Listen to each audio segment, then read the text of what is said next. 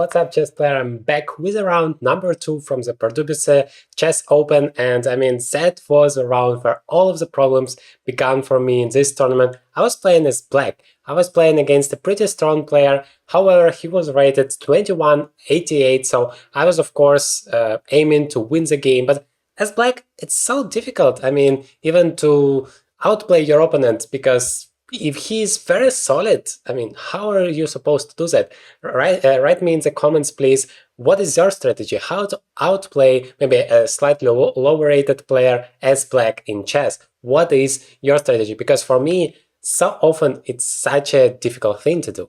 So, what happened in this game? My opponent started with e4, and we had the Philidor opening, as it's one of the most favorite openings for me. Maybe that was my mistake, the choice of the opening, because my opponent just took the queens, and now we are suddenly in the endgame. So, for those of you who wants to improve their endgame technique, that would be a perfect game here. You're gonna take so much out of it.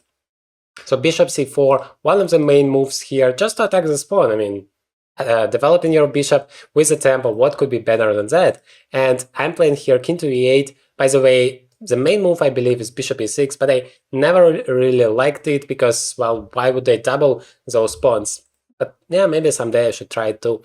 f4, bishop b4, and yeah, now I'm attacking it. Well, we both knew that that is still a theoretical variation. Bishop to d3. By the way, a very unlogical moment. Bishop just went to c4, and now you play bishop d3. And you absolutely know when your opponent is playing that he has prepared it. Nobody in their right mind could do that voluntarily. That is super counterintuitive. So bishop d3, knight c6. The point is you just need to protect that pawn, and now you're still putting some pressure in the center. Knight to f3 has been played. Bishop g4, that is still a theoretical line, takes, and just knight d7. Now after bishop f4, I have to take the knight on f3. I can continue developing, but at some point I still have to take this knight on f3 to get the e5 pawn back. So that is what I did immediately. And here after castles, we have a position which is slightly better for white. Two bishops there. Well, black's position is very solid, but back to my initial question. How on earth are you supposed to play this position for a win? That is very difficult, so I struggled a lot. I took it on c3 at least to compromise my opponent's pawn structure, not to allow, because after castles, this knight was aiming, of course, to the d5 square, which, yeah, didn't feel good for me at all. So I decided to just exchange it and play king e7. I want, yeah, just to play f6, rook to d8, stabilize the whole situation, and then maybe have some chances to attack my opponent's weaknesses. Obviously, knight f3 would be a horrible mistake.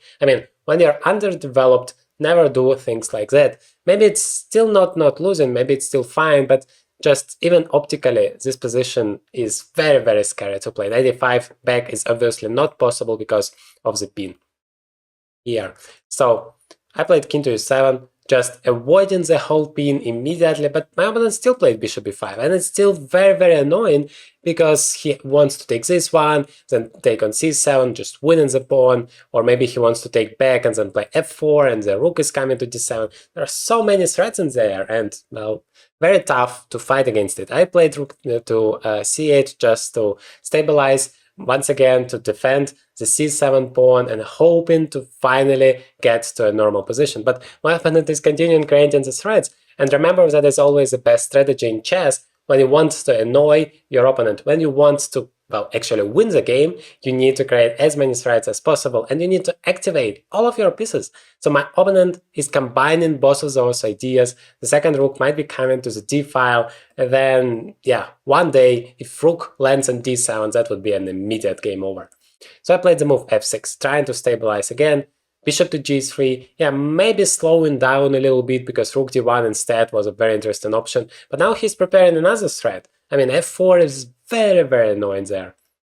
So I played a6 immediately, just blundering that my opponent can still play the move f4. I was anticipating something like bishop e2 back. White is still better, but at least, yeah, I wanted to play g5. Somehow everything is more or less stable. But after f4, that is crazy now. Of course, according to the engine, there is ATXB, completely equal evaluation of the position, and I knew that. but I didn't want to make a draw. You remember I wanted to play for a win, so I tried to mess the position up a little bit. And that is a very, very dangerous thing to do, because if you want to win, you want to make things more complicated, and then you're just getting worse. And this position is already much worse for black. He just took it on c6. Now I have a bunch of weak pawns, and my strategy was just to sacrifice somehow, play knight b6, and if he takes, play rook a8 and knight c4 and just jump all the way up. But my mistake was I was calculating knight b6. I had concluded that's a bad move because, yeah, rook can go to c5. I don't like it at all. And so I wanted to start with rook a8, and then if he takes, I wanted to play knight b6, blocks that rook, and then rook a8, or maybe something else like king f7 and rook takes e4. But when I was finishing my calculations, I concluded rook a8 is the best move, at least according to my opinion, and I played knight b6. I don't know, automatically took that knight. That was the second move in my variations, and instead of making the right move, which I have prepared, I've made the one I knew is a mistake, and I realized it only once I pressed the clock, and of course it's too late to change your mind at that point. So I was very, very upset about it. I thought that now, I mean, the position is so difficult, like rook c5 or rook d1 first and rook c5. I mean, there are many good ideas for my opponent, and I was very, very upset. My opponent played f5, which seemed to me like not the most scary move, but yeah, still very annoying. The bishop is now opened, and the rooks are still coming. I played rook a8 now, and rook to e1 probably is not the best way to use the whole situation. I was afraid of rook c5. I mean, how on earth are you supposed to defend that pawn? King d7 is not possible because of rook d1. If you are not defending, then just rook takes, and still all of the weaknesses are there, the c7 square, and no counterplay. That is the biggest problem for me. So here I decided, okay, I need to go on, I need to be active, because otherwise my opponent is just gonna crush me because of those weaknesses. So here my opponent had a choice between taking immediately on a6, which felt like the biggest concern for me, and playing rook c5, which he did. And according to the engine, that's around equal, so both moves are completely possible. But now knight d6, I felt that at least my knight is finally active, doing something useful here. Rook takes, and I played a5. I didn't want to lose another pawn here. Rook c5, I even continued to play a4. If you want to get my pawn, you need to get all the way there, but at least your rook is not going to be that active. My opponent played king to b2, and now king d7. Now the king is more or less safe on the d7 square, covered by the knight, and I have finally one target to attack. Even though I'm a pawn up, the a4 pawn is very weak, still I have some active opportunities. So my opponent decided just to exchange the bishop to secure a very solid, a little bit better position. But I guess now it's no longer really better for white, because, well, rook's endgame, you have those double pawns, you have this very weak e4 pawn, so I thought pretty much it should be around equal now, and I started to think maybe I can outplay my opponent somehow in this endgame, because you remember, rook endgames, that is the most difficult thing in chess, so if your opponent is gonna make some mistakes, it should be in the rook's endgame. So takes. I wanted to maybe play f5 one day just to make sure that I don't have this g7 weakness, because I was really afraid of that move rook to g1, and then what am I supposed to do with that g7 pawn? If I play rook e7, my rook is horribly passive. So I decided to exchange that.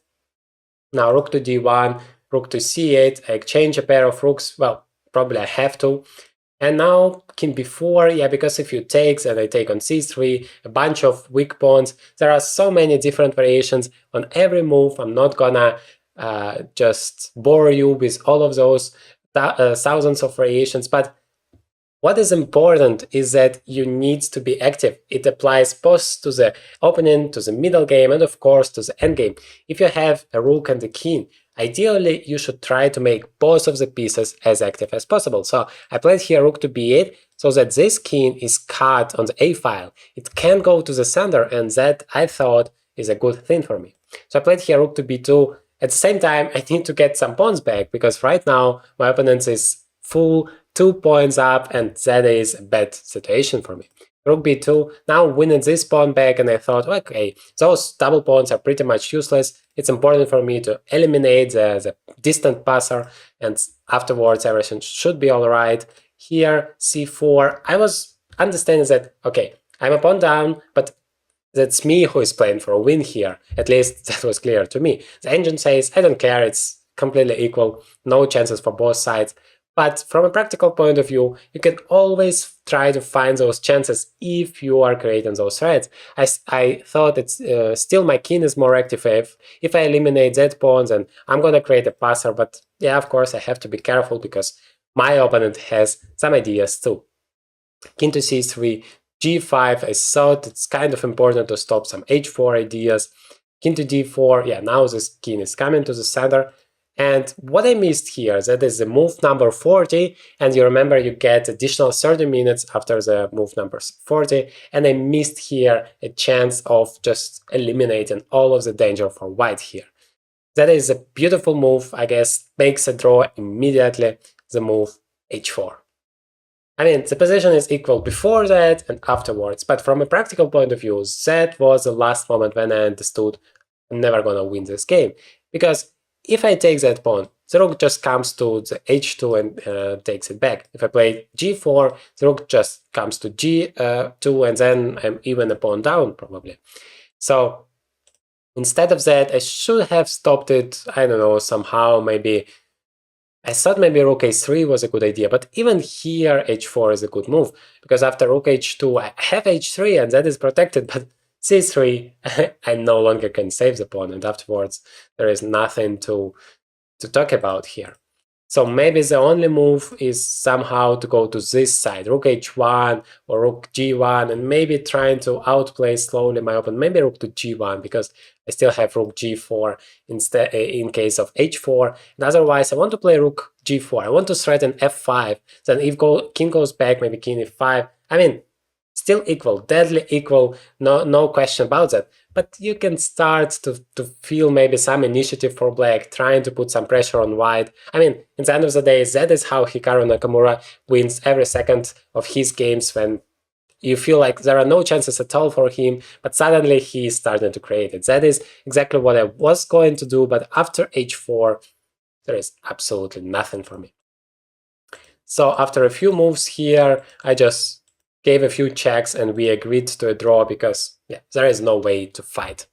So it's a draw in the second round. I was very upset because, well, in order to achieve that Grandmaster norm, you need to play like a monster. You need to achieve a 2600 performance, which is almost impossible, but you just need to crush everybody, especially those guys who are lower rated than you. And so that means that I have to be as active as possible in the next rounds, trying to win, and that is what caused so many troubles for me. So I hope you enjoyed this series. I see you in the next one, and here is the round number 1. Well, kind of a good start for me, a very beautiful game, so you're definitely gonna learn a lot out of it.